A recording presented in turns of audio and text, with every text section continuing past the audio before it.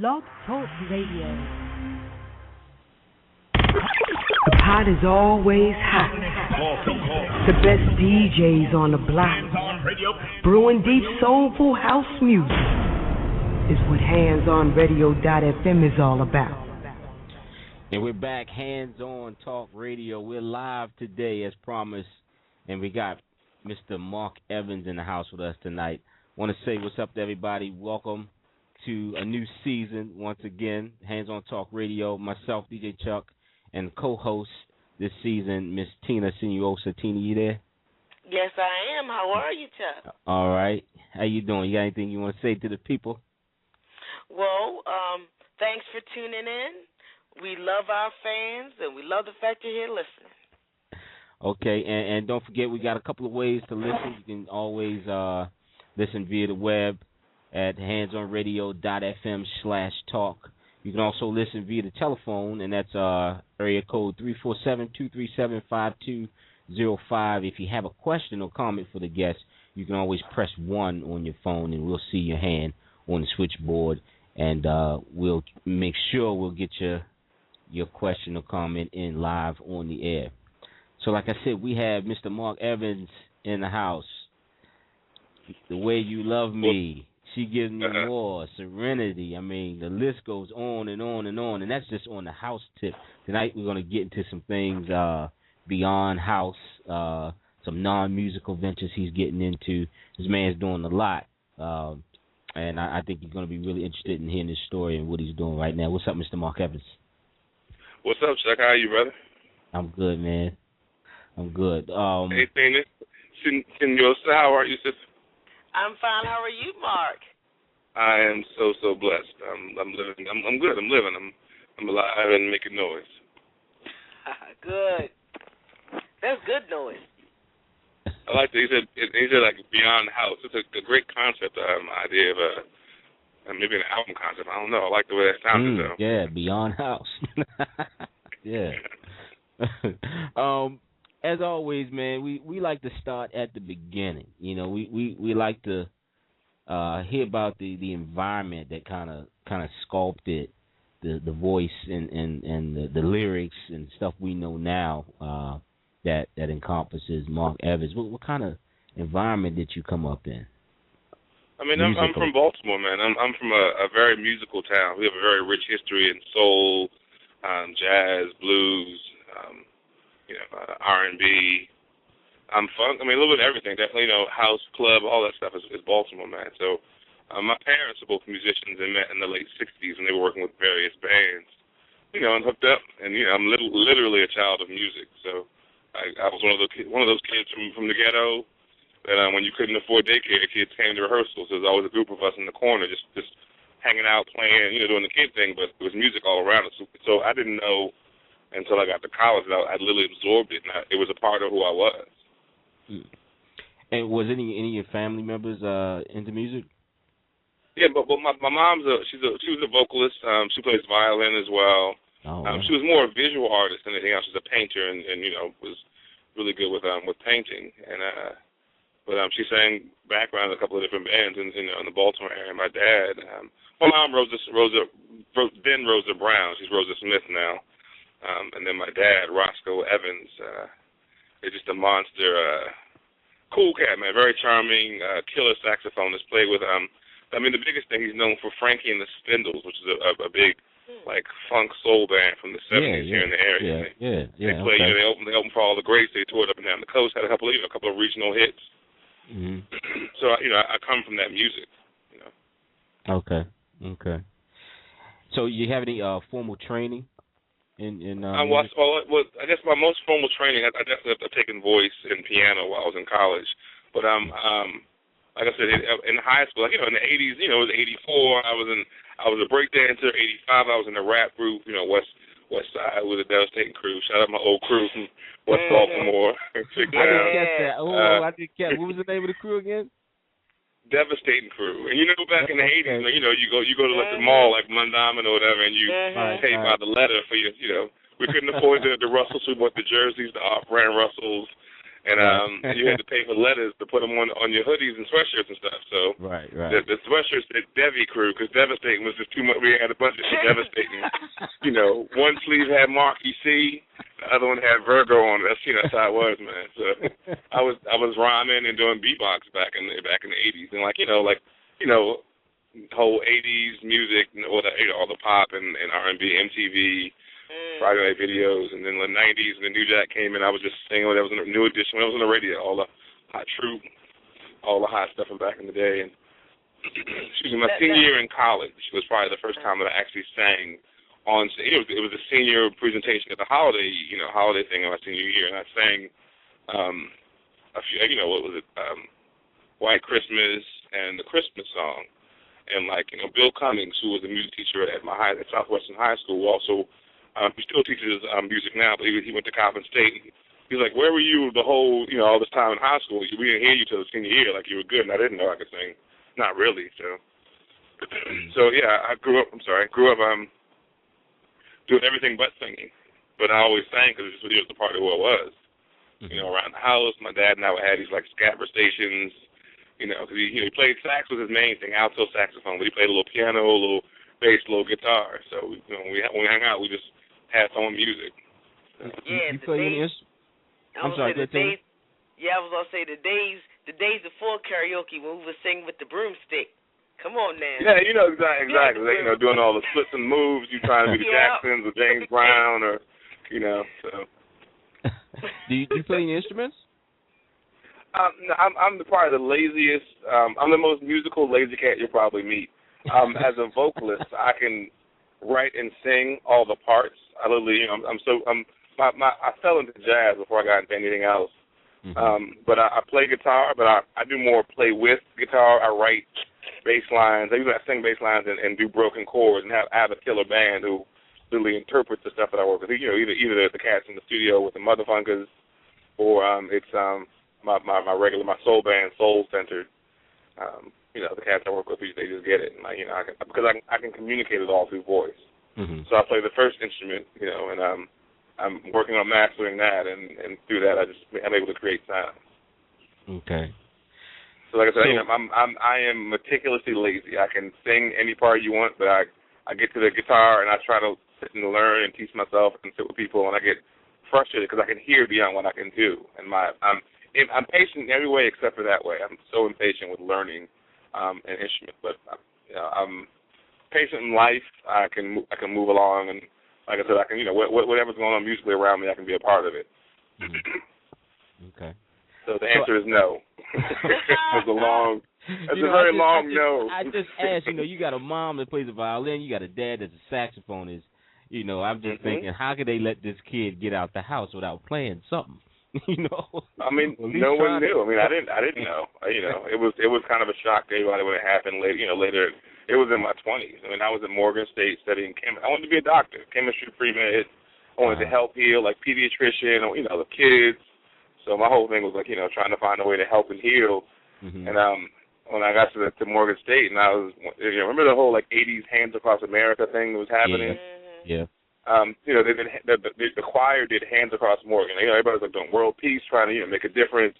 And I went to the on campus. And they did the Hands Across Morgan, and the choir sang. And I was like, I want to join the choir. I love it. I wanted to be a part of it. It felt good. And I joined the choir, and under Dr. Nathan Carter, rest his soul. He was a brilliant man. Brought the best out of the choir and the people in the choir. I think he's just a great mentor, as he was, and just a great musician, arranger, composer. I found my voice at Morgan State. I sang baritone and second bass. I sang primarily second bass in the choir. Oh, I think you most definitely are helping and healing, man, in your own way with this music. I'm pretty sure that with these tracks. Yeah, it was a big shift, man. I just found out I love music a lot, and it's so universal. It's so healing. It connects people without a doubt. And just the more I did it, the more I enjoyed doing it. The more I enjoyed singing people's songs people love to hear, and became a writer much later on. I just loved to sing. Next, I wanted to get into coming out of Morgan as an independent musician. what did you dive into first? But before I get to that, I want to get to the switch. We've got a couple calls in, and they got questions immediately. So I always want to take a break for the callers. The way this works is what I'll do is I'll say the first 3 digits, or I'll say your area code, and that I'll let you know that that's you. So caller calling from 443 area code, you're on the air now. If you have a question or comment for Mr. Mark Evans, please feel free to do so. Caller from area code 443.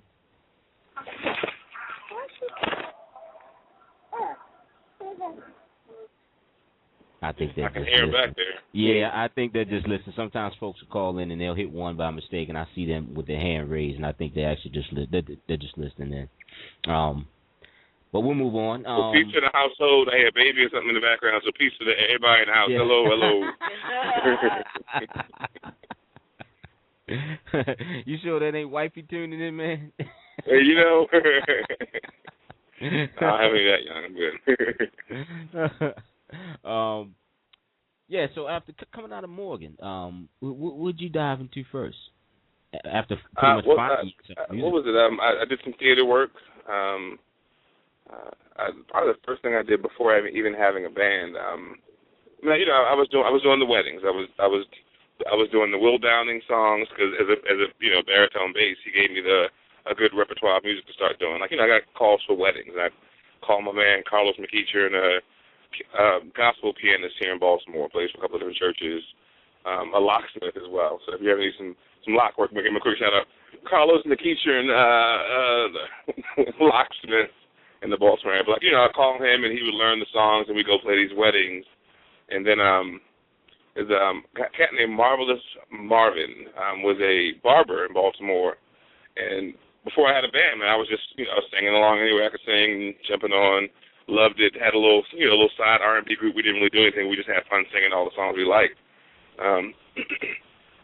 Mark, he was cutting my hair one day and listening to 88.9 Morgan State Radio, and something came on that he loved. This brother, I didn't know he was a musician. He pulled one to the side, pulled out a trumpet, started playing trumpet in the barbershop. And it was just me, him, a couple other cats in there. It was pretty quiet. He did appointment cuts. So.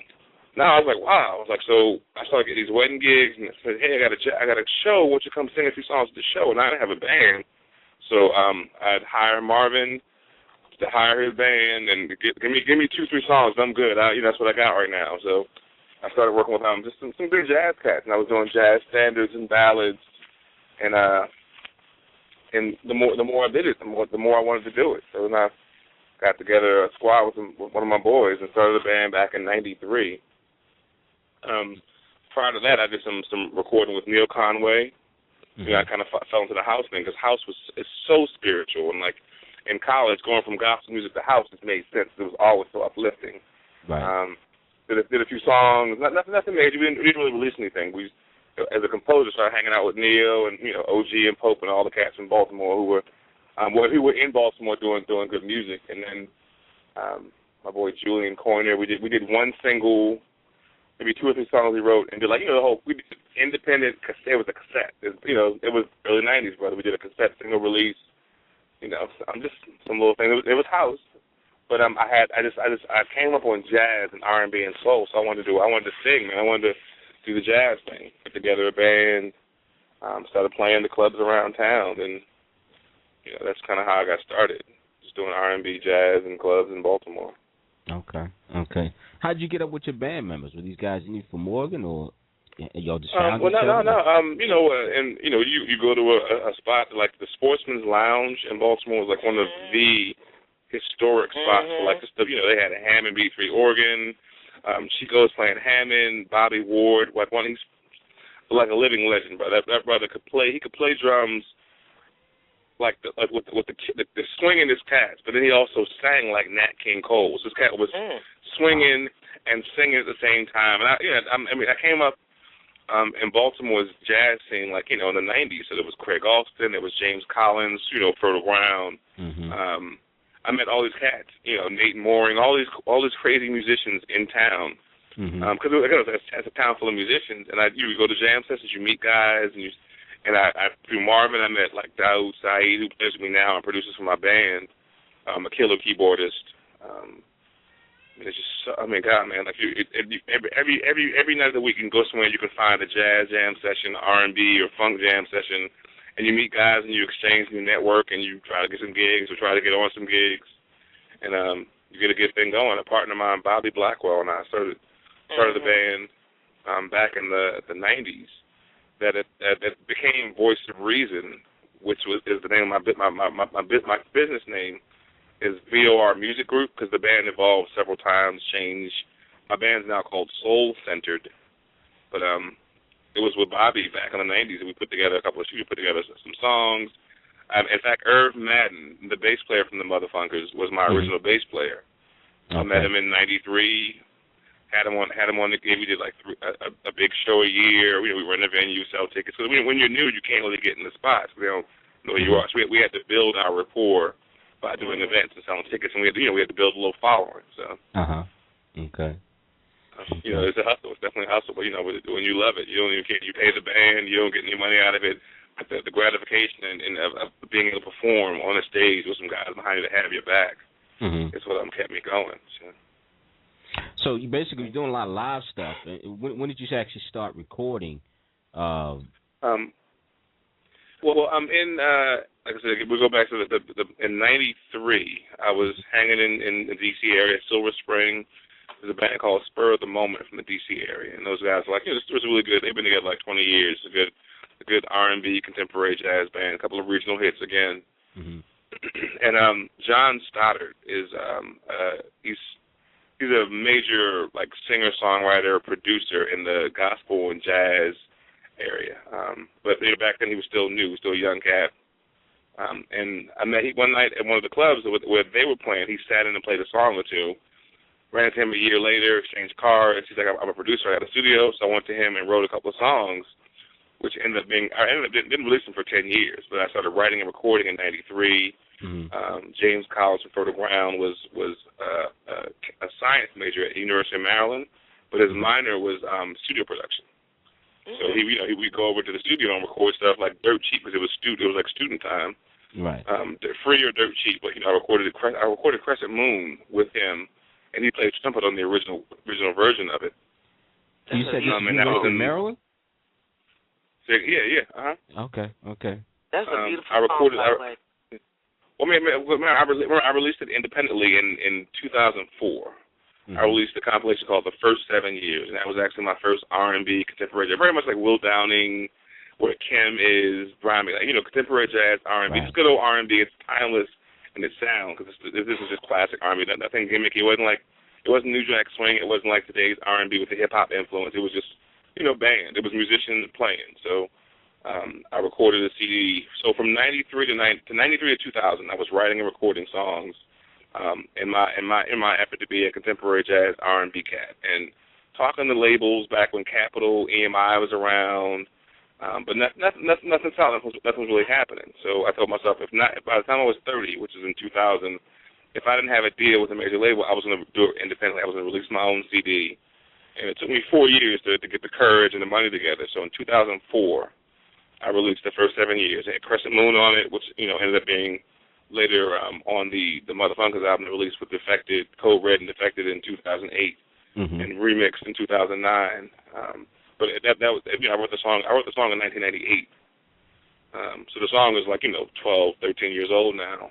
Right. But I've always been writing songs. I'm a songwriter. I'm a songwriter first and foremost. I fell into the category of writing because I want as a singer, how like the radio, I would say mainstream is full of young talent and singers who can sing the tail off, but most of it's like, I hate to say it's like crap in terms of writing and content. Like mainstream is that's because once you put money in art and give it goals, monetary goals, it changes the integrity of the music.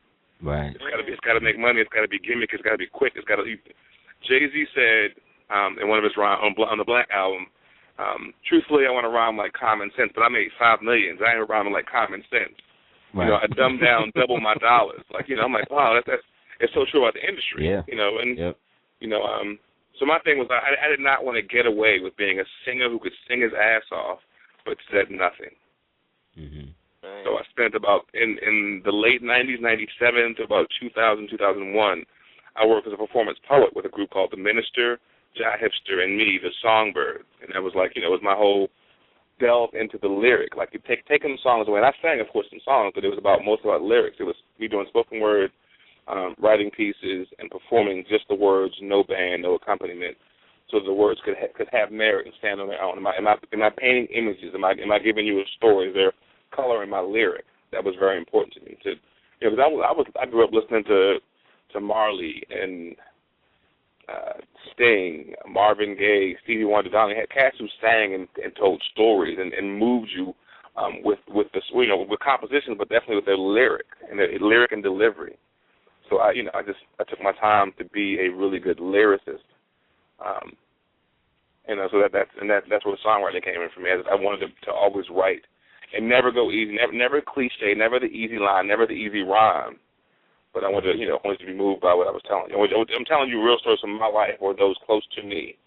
I can write fantasy, I can write real life emotion, but I just definitely love to write honestly. That's not my goal. Mm.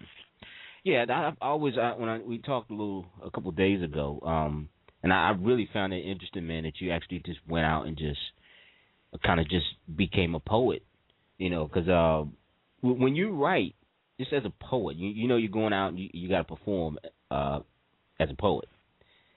Who are you thinking of when you write? Are you thinking, okay, I'm writing this for this person sitting in this row? I mean, are you writing to an audience?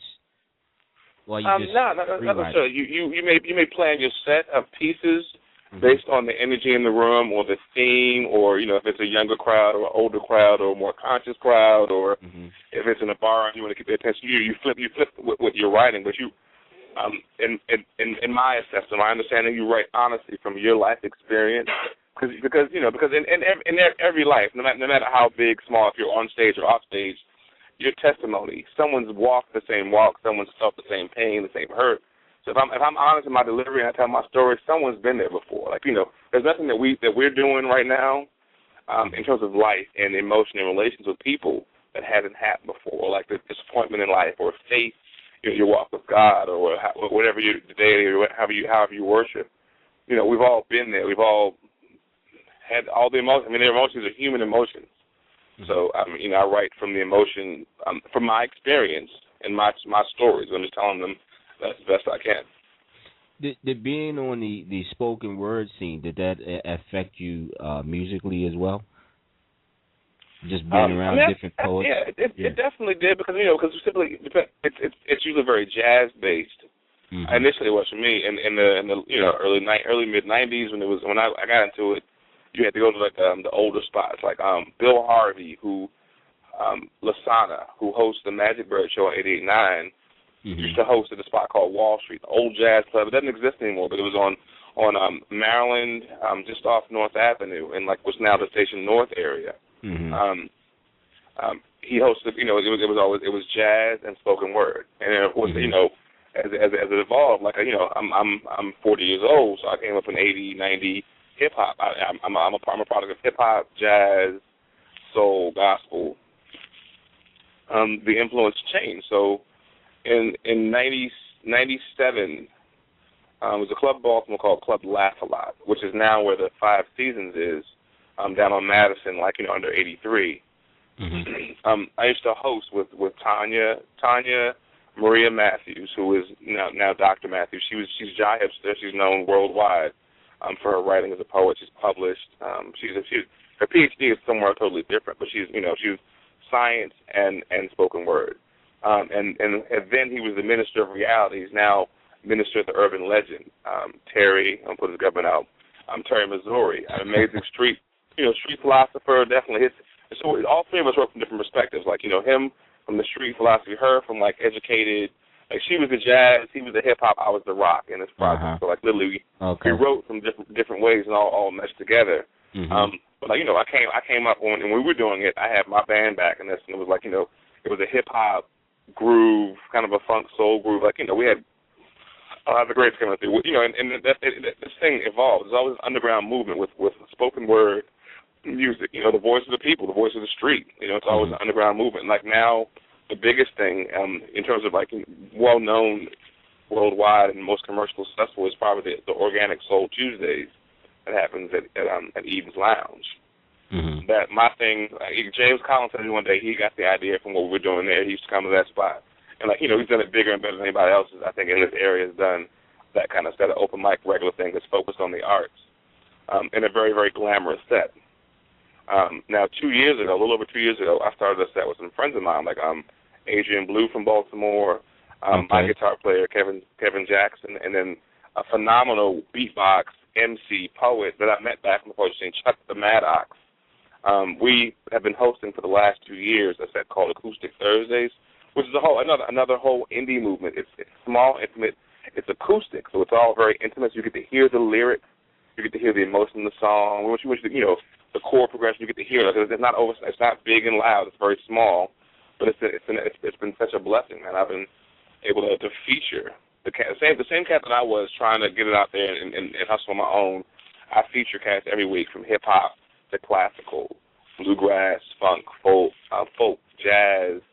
I've had comedic parody artists come through, but these are all underground indie from the area primarily. But I've had touring artists come through from Tennessee, bluegrass and jazz. I've had hip hop from Connecticut. I've had Blue Eyed Soul from the West Coast, cat named Kevin Sandbloom, who's very like Al Jarreau, acoustic guitar, scatting, singing, but like, you know, falsetto like, you know, Al Green and Mayfield.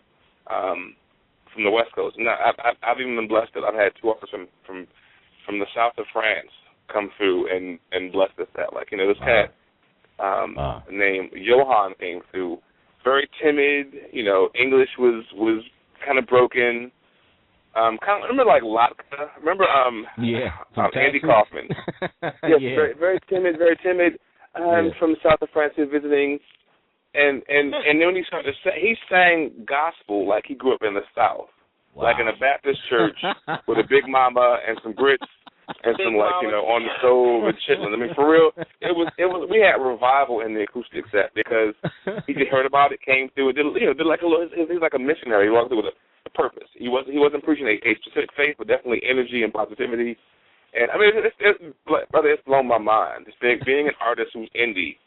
And who was blessed, like, you know, the whole house thing came up because I've always been writing, always performing, and Irv Madden of the Motherfunkers, who was with Finn and Hudge, Gary Hudgens, they were all together at Basin Boys with Teddy and Tommy, and then when they broke off to do Code Red, Irv brought me through. I was a session vocalist. I was doing background stuff for Byron Stingley. I did background on It's All Jesus, and that's what got me into the studio. And then I, you know, a few other things here and there, biblical, and I did some stuff and kind of tagged with some songs. And I asked him to let me write a song. I'm a songwriter. I feel like I'm singing ABC stuff. It's early, it's young. Let me write some stuff with some. Let me tell one of my stories. Okay. She gave me the track. Let me break you right there, Mark. Sure. I'm sorry. I'm just going. I'm going all over the place. No. This is good. This is good.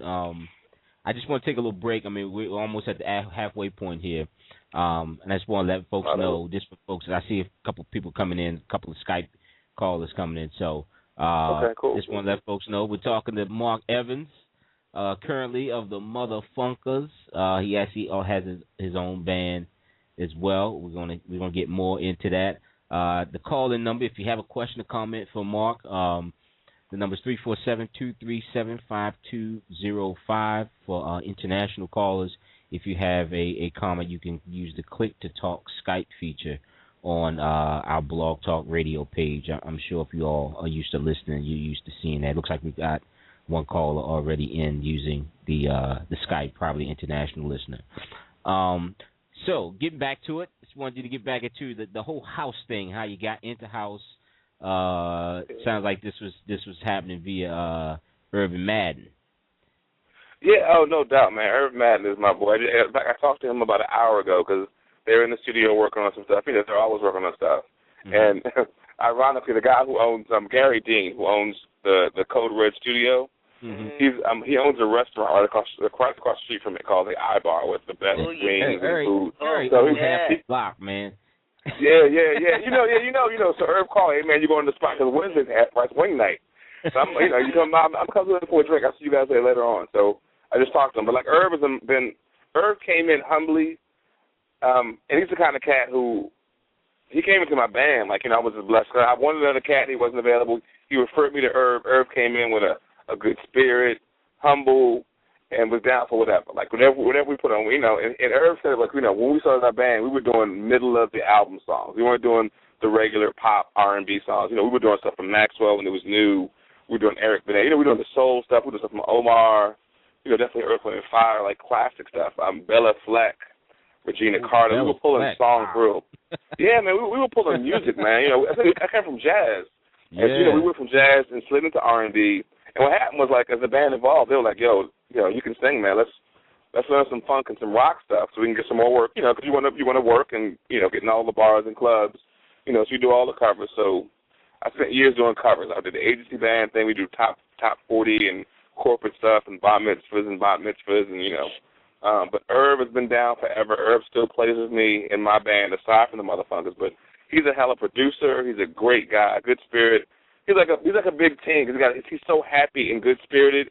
I never get bad vibes from him, So he brought me in to do some background stuff for Byron Stingley, he was very strategic. He knew what he was doing. He brought me in. He brought me in at the right time, the right place. Stan was open-minded. All right, cool. I like him. Let's go ahead and try and see what happens. Gave me the track. That was The Way You Love Me. And I said, well, what do you want? He gave me a track. I'm like, what do you want to call it? He said, call it The Way You Love Me. He was thinking about his wife, trying to get some cool points at home. Kelly, I can't lie. He was very, very strategic in what he did. I knew that. I wrote the song. Oh, yeah. Cool points, definitely, no doubt. Extra kisses and love. But so he gave me the track. He gave me an idea in terms of a hook. So I went home and penned the lyric and came back and did the vocal arrangement and sang the stuff with him. And, we just sent it out. Like, and for me, because I write songs all the time, I didn't think anything big of it. I was just happy to be singing something that I had a passion for, That track, man, track had a life of its own. Yeah. It was just so, it's got that Philadelphia 70s soul, late 70s, 80s soul, so it's authentic soul. The biggest advantage the Motherfunkers had in this industry, in this genre particularly, is that they're not young cats doing funk. These are seasoned musicians. They played funk when funk was fresh and new. Like Hudge and Irv were in all the funk bands. Hudge played with Parliament Funkadelic and George Clinton. Oh, really? So authentically, these are authentic funk cats who play jazz, funk, soul all the time. So they're not doing it. They are the element. They are Motherfunkers. They really are that. Those bastards are just killer musicians, composers. They get it. So they came with a track. I'm like, all right, cool. I like it. It feels good. So we did the track. It goes out, and I get a phone call from a DJ, Neil Pierce, in the UK, in London. Yeah. Mm-hmm. I got an email from him because we met through my first album, my indie. I'm on CD Baby. CD Baby is a website for independent artists. So that got me a worldwide exposure via the internet. Thank God for the internet, right? But Neil said, "Hey, Mark, we met before, but we talked before online." He said, "Yeah, this song, The Way You Love Me, is this you?" I'm like, "Yeah. I just recorded that with DJ Spin, the guy, something. What do you think?" He said, "Oh my, it's hot. It's a great track." And I was like, "All right, cool." 5 months later, I got a phone call from an agent saying, "Hey, come do this Southport Soul Weekender in the UK." I'm like, nah, who is this? Who's joking? Because I think I think it was Irv or one of the guys joking me about let's come overseas and sing the song. I'm like, nah, what? So, it was a phone call from an agent, Cleveland Anderson. In November of 2005, I did my first performance overseas, and I sang that song, and I Don't Want You Anymore. I just written that song, I Don't Want You Anymore, a few months earlier, and we stuck a little Luther Vandross tribute in the middle of it. So, 2005 was when it became official. Like I got a phone call. I was overseas. I was on a plane, flying over, and so I said, at that point, it had been 12 years. I've had a band playing around. People in Baltimore. I had my independent. People knew my songs locally. And I'm talking 30, 40 people in a club, a bar, a restaurant somewhere. I hit the stage in Southport, and there were 5,000 people singing my song back to me. So exhilarating, feeling of validation. I was like, wow. And then after my performance, a gentleman came up to me, a British dude came up to me and was telling me, he started quoting the lyrics from the song, like in the middle of it where I do the whole breakdown, kind of a spoken thing, like, you know. He started quoting the lyrics in tears, and that he and his wife have celebrated their love or had reconnected via the song. Just the fact that they it was that moving, and he was sincere, but he was so honest, and he was a little buzzed, but that made him more honest. It made it more believable. Yeah. Tear in his eye, reciting I was so moved, but I was like, wow, it's real. Like that's when I realized, like, that wanting to be a doctor, and I'm now administering the medicine of music. I mean, literally, I'm healing through song and sound, and I've been able to connect people around the world through my writing and through my performances. Truly a blessing. Like, I thank Irv. I can't thank him enough. Like, and DJ Spin, man, that cat is brilliant. I mean, like, he's a really good. I'm blessed to be in the circle of Code Red and the Motherfunkers. Gary Dean is a business beast and a really cool guy. Like, he will get it done. He'll be the good guy, the bad. Whoever he needs to be to get the job done, Gary Dean does that. Gary Hudgens, I call him Pretty Sprinkles. I make fun of him because he's such a brilliant musician. As a keyboardist and arranger, he does great string, horn lines. He takes it wherever he needs to go. Irv is funk. He's on the bass and the guitar, and Irv is, just the big kid, cornball, funk-tacular dude. And Spin, in terms of beats, production, and knowing where it should go. We do these sessions, and I'm in there, like, we play with stuff, and I do 3 or 4 takes. And we all do these various tracks of, like, playing and, trying different stuff. And Spin just knows how to put it all together and make a hit or make a record. I don't even worry about a hit. He makes music. He makes noise and sound and writing into a record, which makes a huge difference. Like, that's where it comes together. So. Yes, sir. That's a it is a one. Yeah. Yes. So, and I can't talk about the Motherfunkers without talking about the rest of the family. Sheila Ford. Sheila Ford is saying herself, jazz vocalist, pianist, arranger. She writes, she plays, phenomenal, and has the biggest heart and smile and pretty eyes you could ever think you ever imagine. Yeah, she was the first person we interviewed here, Sheila Ford. Yeah. She's just I love her. She's just such a good spirit. Yeah. Rodney, Biblical Jones. He is.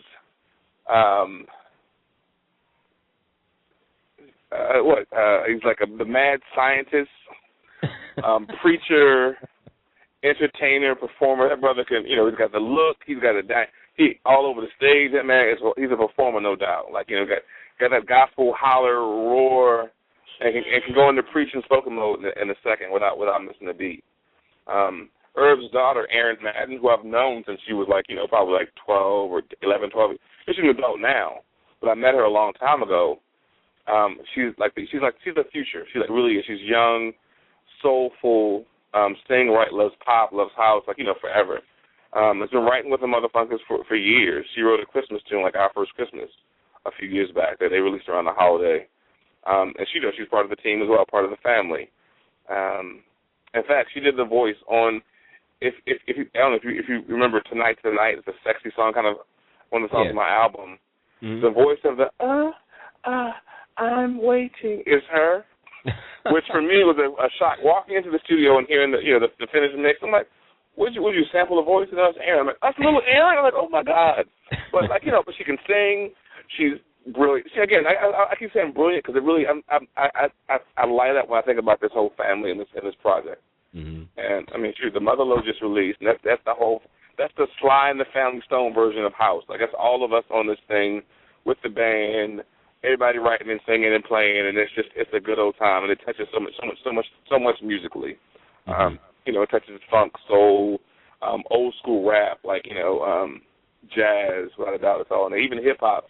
Charisma did some stuff, and Charisma is a beast, producer, DJ. Oh yeah.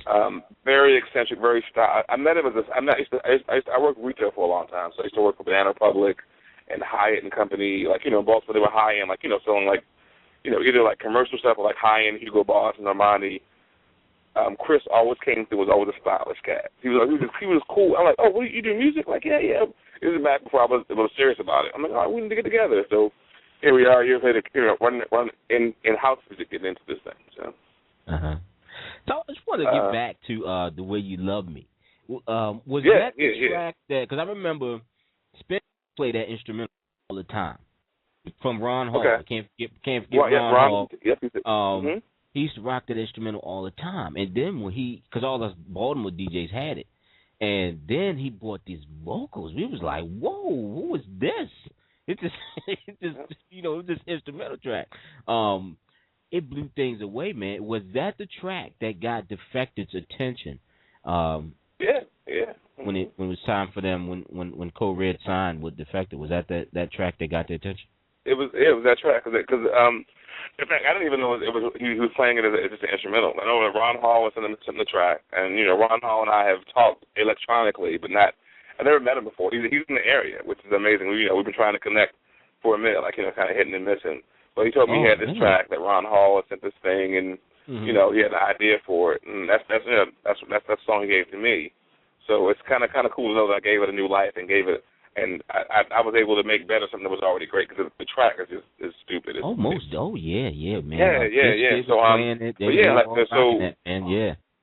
Yeah. So Hustle Music in the UK picked it up as a single first. Okay. That's where it first hit overseas, and what happened was Simon Dunmore from Defected loved it, and he and Spin as both being DJs and producers, record industry guys, they're friends, they have relationships. So Simon's like, hey, what's up with this guy and this track? Well, all right, well, have him write me. All right, give me another song. Give me something else. So they asked for a new song. I Don't Want You Anymore. I was going through a divorce. So again, like I said, I'm speaking honestly. The song was written during that process. I gotta say that it sounded like it. You could hear it. You could hear it. Brother, I was madly in love with the wrong woman. And it was a moment, and like it was the most beautiful mistake I've ever made before. But from that came that song and an appreciation for self and I understand a tolerance. I know what is and is not acceptable in my life and my family, with my children, that whole thing. So he asked for a song.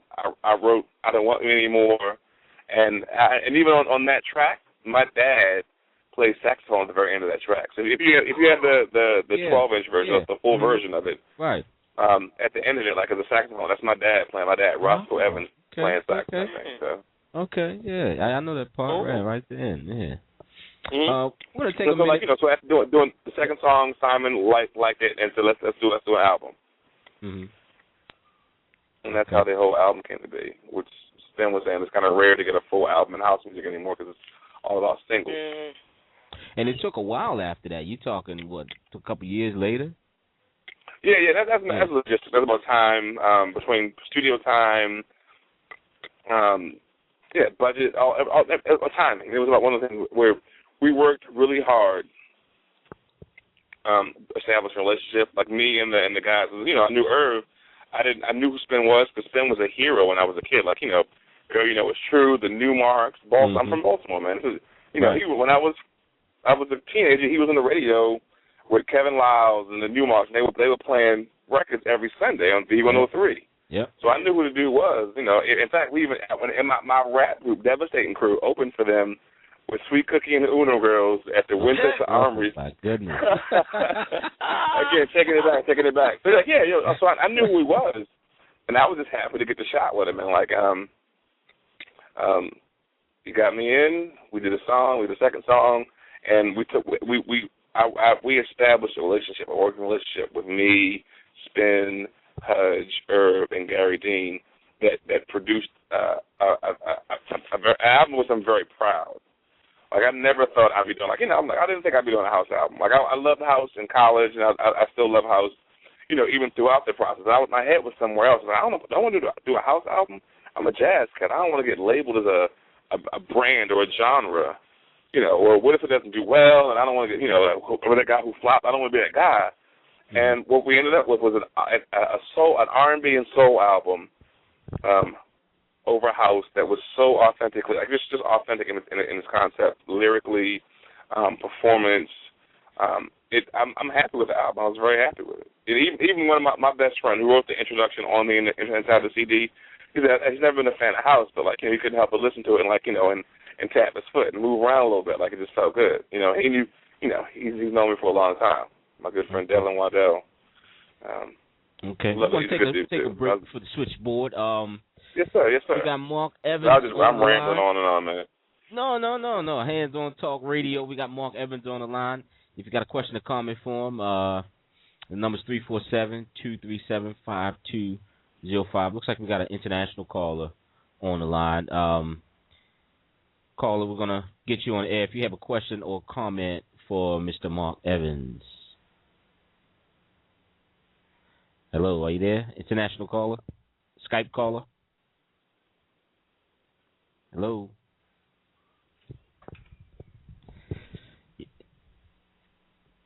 I think they're just tuning in. Man, just stepped away. I think they're just tuning in, actually. That was a Skype caller. Marc, thing I wanted to ask you is, what's the reaction you get from the ladies, man? They love your voice. So when you're out there, let me let Senorosa speak on that. Yeah, because you mentioned the healing part, but I think some people that made a few babies on them songs too, man. You know, I don't know, but that's the healing part. Well, you know. They maybe doing the I always say part. I try to keep the love going, like, you know, on stage. You know, when you leave, I want you to leave the show and go home and still just keep loving. Yeah. Yeah, I know people that did babies like about a couple years old right now, thanks to you. Got some 4- and 5-year-old babies since the release. Is that what it is? Yeah. We was listening to Marc Evans and see what happened was blame Marc Evans. It was on repeat, and we couldn't stop. So, I'm a big dude. I'm a big old like teddy bear, like, you know, the whole like Luther Vandross and big old guy with some locks and you know, usually some facial hair, beard, and shit going on. And I love women. I love love. I love singing to them. I love singing about my experiences in my relationships, my appreciation, respect for love. You know, there's good, bad, and different, but it's all still, it's a gift from God, and I cherish it. So I write about it, and I can write. I can sing ballads all day. I can write love songs, like, you know, until my fingertips don't work anymore. Like, it's just how I feel about it. But yeah, I mean, I definitely, you know, I get good response. People definitely appreciate it. Like, you know, I even have guys like, yo, man, this song. I mean, maybe not for the babies, but they guarantee that it helps with the process. You know, the loving process. I do have a question for you, Marc. Now, here's my question. Now, one thing I've always said that I think we need to include more lyrics in house music. Okay, we have a lot of dubs and things like that, and it would be nice if we had, more songs. You know, a well-constructed song with a beginning, a middle, a chorus, and all that stuff, right? Mm-hmm. Who would you? I mean, and you're an excellent writer. I've listened to your stuff, and the lyrics are absolutely beautiful. Who would you like to write for? If there's anybody that you'd like to write for, who would it be? In general, or let's start with house, because that's what I know. Is there anybody in house? Because, you know, sometimes you have the voice, but they don't have the lyrics to match it. You know, you have a lot I wouldn't say that, you know, writing for. I know I don't want to offend anybody if they're writers as well. But just the people whose voices that I love. Right. Well, it's so funny because I don't know many names in house music. I know songs. I know artists I've met through the way. I mean, that one I couldn't give you a solid answer on. It wouldn't. I don't think it would have any validity or any. It wouldn't give you what you're looking for. Really? Because I could think of a few people that have beautiful voices, and I think your lyrics, when their voices would be perfect matches. Because how about the fact that I would love to write for anyone who would allow me to, because I love to write songs, and I mean, I've written some songs that, you know, I've written some stuff for artists in the last year. You know, I don't want to say names because it may or may not work out. Like, it's all business. Right. But these are based on. I've had conversations with an artist who was going through a breakup, and, like, you know, we were on a tour doing some dates overseas. And she was telling me she had gone through a breakup, and I was like, oh wow, that's tough. And I'd come back, and I was sitting with, in fact, with Ndinga, who's producing my next single release is coming through Code Red, Ndinga Gaba. And I was like, oh, with this song, I wrote this song for her, sent it to her. She loved it. She said, oh my God, how'd you? When you get it, you get it. You've been there before in love. So I wrote the story based on what she told me in a short conversation. And but the song is to be released, later on. But I love to write songs. I love to tell stories. I love to listen to stories. I'm definitely more of a listener than I am a talker. And the irony in that, and of course, I'm running my mouth the whole thing. When I'm talking about music, I'm very passionate, and I can talk all day, all night about music, without a doubt. But a good friend of mine here in Baltimore, Adrian Blue, said to me, he said, brother, you don't say very much, but you pour your heart out in song. Like you say a lot in your music. Because I'm very comfortable writing and speaking from that space. I can lean back. If I can sing through it, I can have any conversation in the world, as long as I'm well versed on it or know what we're talking about. Like if it's love, I'm there. I have my understanding, and I'm open minded to listening and learning more about it. But yeah, I mean I'm a songwriter. I'm a storyteller.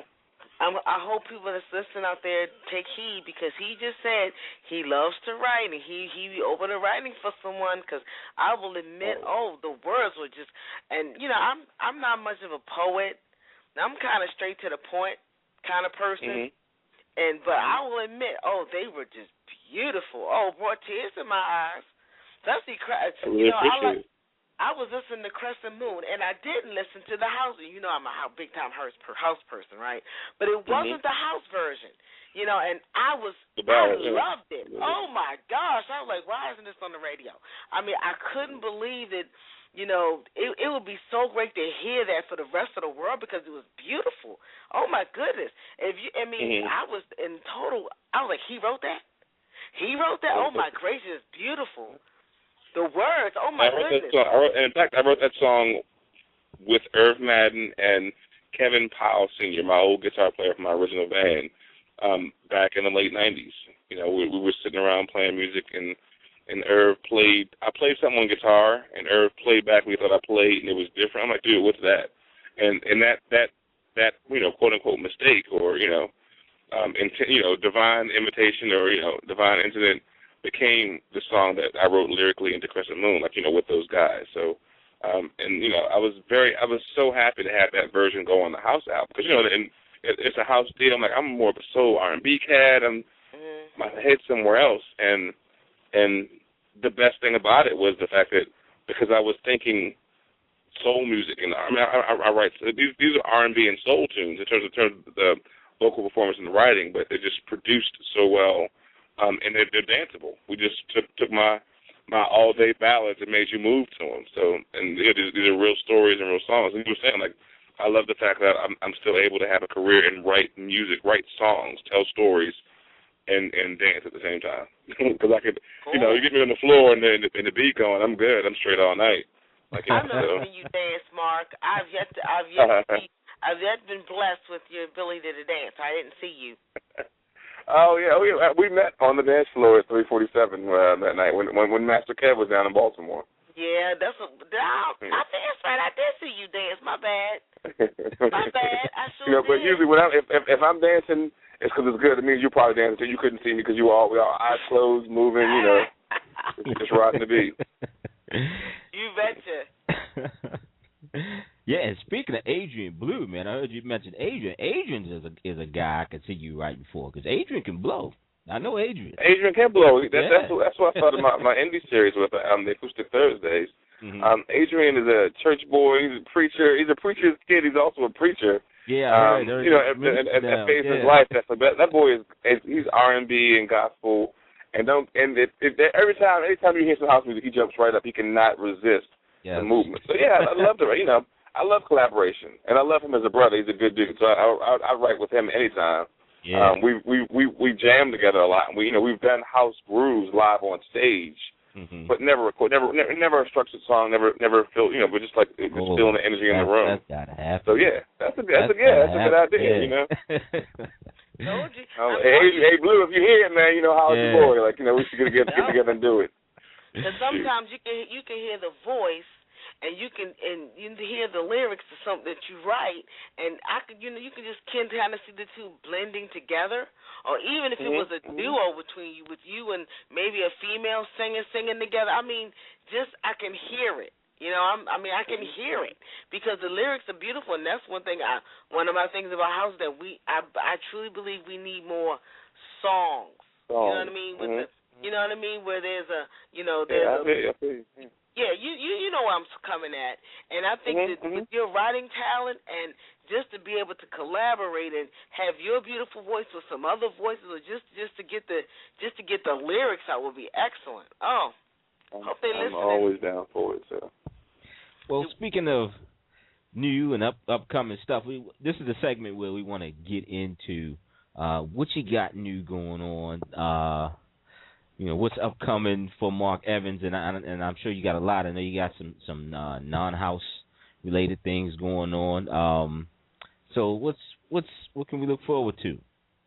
Well, the Motherfunkers album just released. The Motherload just released, and I'm happy to be a part of the family. Happy with the product. I got to write and record, with Sheila Ford, with Biblical. I mean, in fact, there's Whoa has been doing quite well on the dance floors and like on Track Source, which is Spin singing and writing. He's always been a writer. I'm singing. The first verse is Spin. The second verse is Sheila Ford. I'm third verse. Aaron Madden is after that, and then Biblical closes it out. He does benediction at the end of this thing, and it's just funky. So we're all writing together. It's the whole squad. So the Motherfunkers, the whole album, and Got a Hold on Me with Sheila Ford doing the scat thing. That I get excited about that because I love that jazz swing thing. So, but the Motherfunkers album just released, just right before the holidays. You can still get yours high. It's still warm. It's warm off the press, hot off the press. And what was it, right before the holiday, we also released the tribute to Teddy Pendergrass. I did You Can't Hide From Yourself. We lost him last year. And I definitely my house sound comes from Teddy Pendergrass, comes from Donny Hathaway, that soulful when I dig deep, and that's one of the things that Spin was able to find that and bring that out of me, because I sing R&B and smooth and jazz and scat and improv, but Spin pulled that out of me. That's my house sound.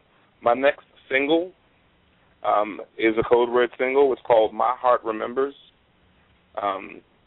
And Dinga Gaba, who's another good friend and producer, in-house, South African producer, lives in Baltimore, and we did this song together. In the midst of putting together this next album for Code Red, and I'm like, dude, this song is dope. It's got to go through Code Red. So it's called My Heart Remembers. It releases late February, early March. Stay tuned for that. I'm excited about that one because it's fusing together my R&B and soul sound with my dance music. So it's going to be a really good blend. I'm excited about it. What was the name of that first one called? Whoa. Whoa, yeah, Whoa was from the Motherfunkers album. That's a hot single. I get to be the crazy wild dude whose mind is blown by this woman, But it's all of our takes on this moment. Someone blew our mind and got us singing Whoa. So we each write our own short story within that song. Mm-hmm. That's me pulling up my old funk fly Prince, crazy damn, all that kind of fun stuff. So, but Marc Evans as a whole. Marc Evans is, I'm a singer-songwriter, man. I'm a musician.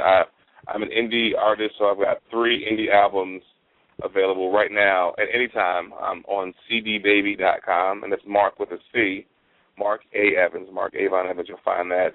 You go to iTunes, you can find my catalog, indie, and all my Defected work, my house work, as well as my R&B and soul. There's even a project called Creation Jazz Ensemble, where I'm doing jazz improv. Totally different, totally off to the left, but it's so spiritual. It's everything that we do live and recording is improvisation. So that nothing is ever written. Everything is written in the moment. So I'm either doing sounds or I'm writing lyrics in the moment in the song.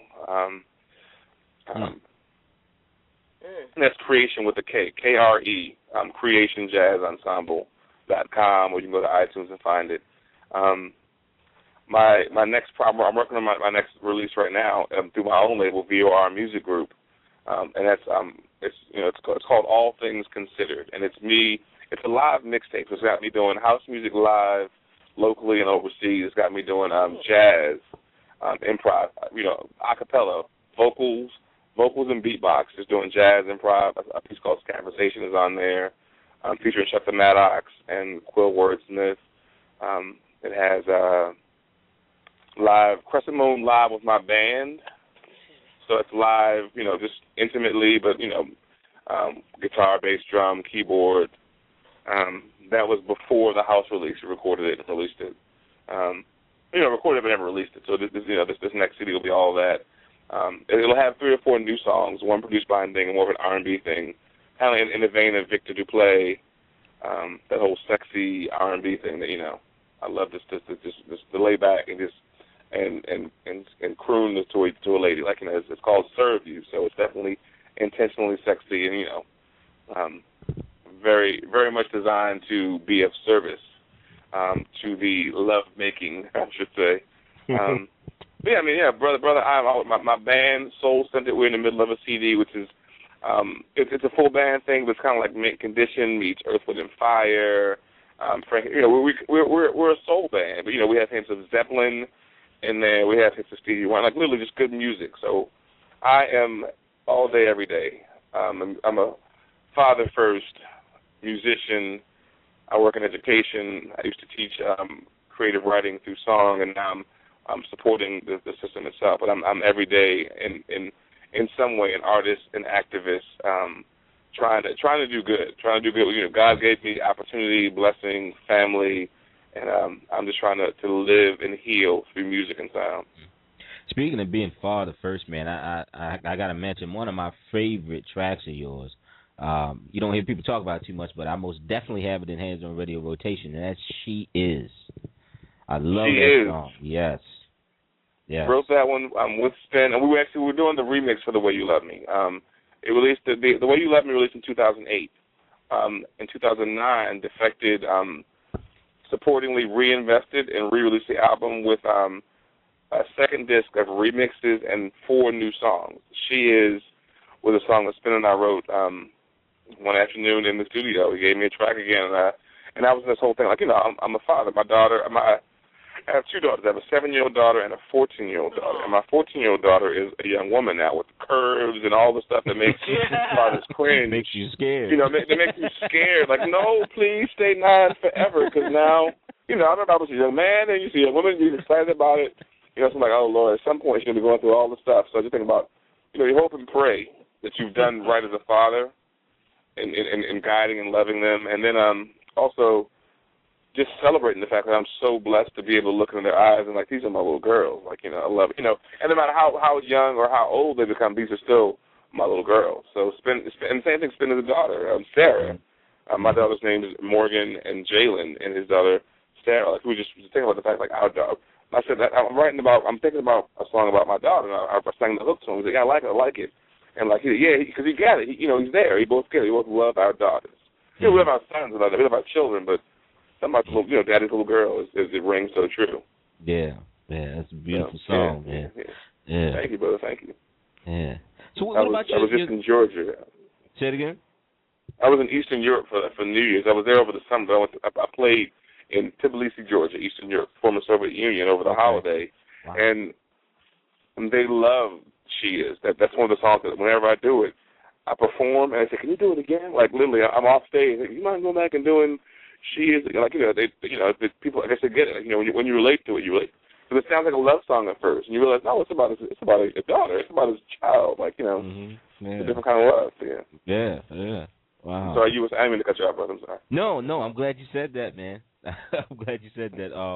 Actually, I was trying to segue you into some of your non-house related stuff. I know you said you had a publishing company that you're working on right now.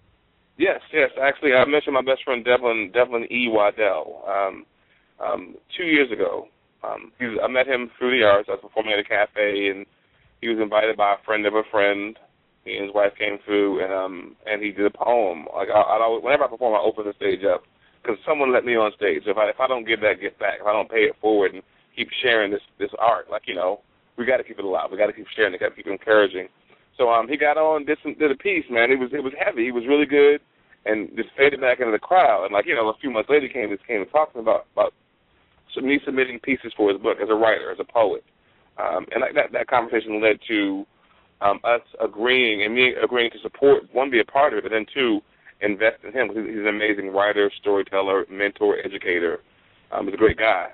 And we developed, through doing his book, we developed a small publishing company. So I'm also, as a writer, I write stories and songs and lyrics. We know this. But we are now publishing and releasing and supporting other authors or writers or poets who might not get their voice heard or get their piece or their book published properly or at all. Sometimes people who are artists forever for themselves and for other artists but never get to share it. So Dewdrop Collective Publishing.com. It's a small press company. It's Devlin and I running it with good help from some friends. It's Rose. We just released Kenneth Morrison's book, which is Blood, Bricks, and Dandelions, to be young, black, and gay. So we're writing. So these are his Devlin's story is a life. It's called Syrup Sandwich: A Life of Measure Progression. So this is a black man who went from being angry black man to realizing that all through his life he's been blessed. Someone's looking over his shoulder. God's blessing him. People are looking out for him and caring for him. And his book was literally, these are short stories that just will touch your life. Moments of influence. Really, you know what? It's not bad. I am very fortunate, that kind of thing. Kenneth's book is about growing up in the city, in the Park Heights area, very much an urban or a ghetto setting, or, it's very, it's hood. And having to, in the midst of everything that was going on, had to hide the fact that he was gay. And then later, becoming proud in that. Now he's an activist and community director and making a difference. So telling his story from the hard life to accepting and cherishing himself and celebrating, who and what he is. My book is releasing this spring. It's called The Songbird's Lyrics. So what it is, it's poems from my time as a spoken word artist that led to lyrics from my first album, The First 7 Years, lyrics from The Way You Love Me. It's poems and stories. Now, so we're continuing to press forward. And, as an artist, I want to keep creating and challenging myself to express myself better and be better at my craft. And, whether it's writing as a lyric or writing songs or, DewdropCollectivePublishing.com. That's actually the next big thing coming out of the Marc Evans family and my experience and my exposure. Okay. So how can folks get in touch with you for music-related bookings and such? Well, definitely I'm on Facebook. It's Marc with a C, Marc Avon Evans, my full name. Or if you can, Marc Evans Soulful House, you'll find that as well. You can email me. I'm always an email away. vormusic@hotmail.com. There's also marcavonevans@gmail.com. At cdbaby.com, you can find my music. You can contact me through that site. I'm Googleable. There's a fun word to say, Googleable. If you Google Marc Evans, you'll find me and a British director. But I'm a phone call away. I'm an email away. And if you're ever in Baltimore, man, every Thursday, come down to Peace and a Cup of Joe on Pratt and MLK down by Camden Yards. Hang out with me and some indie cats just doing acoustic house, soul, funk, rock, hip-hop, a little bit of everything. In fact, if they come through, bring a bottle of wine, we're good. It'd be a good time, no doubt. Okay, I'm thinking of coming through there myself, man. That sounds like fun. Yeah. Yeah. Okay. Well, it was a pleasure having you, Marc. We went a little over, but that's all right. Pleasure having you on. Hopefully we'll get you back on. Looks like you got a lot going on. A lot more we could talk about later on in the year. See if we can get you back on. I do appreciate it. Yeah. Thank you so much for having me on. I really appreciate, the opportunity to just talk and just share and and just dialogue. We just had a kind of you let me ramble. I appreciate it because I talk a lot. When I do talk, I don't talk very much, very often. Not for real. What's important is that you getting the information out there. The whole point of this thing complements hands-on radio. So you got people listening to your music all day long, and for them to have a whole hour's worth of your life that they could just listen to in their iPod whenever they want to know who Marc Evans is, that's invaluable. Ramble on. Put it out there. I really appreciate it. Got to document that. Got to document. So thank you. Yes, thank you, sis. I thank you for making it happen. I appreciate you. No problem, Mark. You're a good guy. No problem. It's my pleasure. Okay. I got to get to the I-bar for some motherfucking wings, y'all. It's time. I got to go. I appreciate Tell Gary I said hello for me. Will do. I'll tell Gary and Herb and the other Gary. I'll tell the motherfuckers what's going on. Thanks, Mark. All right. DJ Truck, thank you very much. Everybody, Hands on Radio, people. Peace to you. Peace and love. Peace, love. Peace and deep grooves to you. All right. Peace to you too, Mark. Peace. Bye-bye. Right. Bye.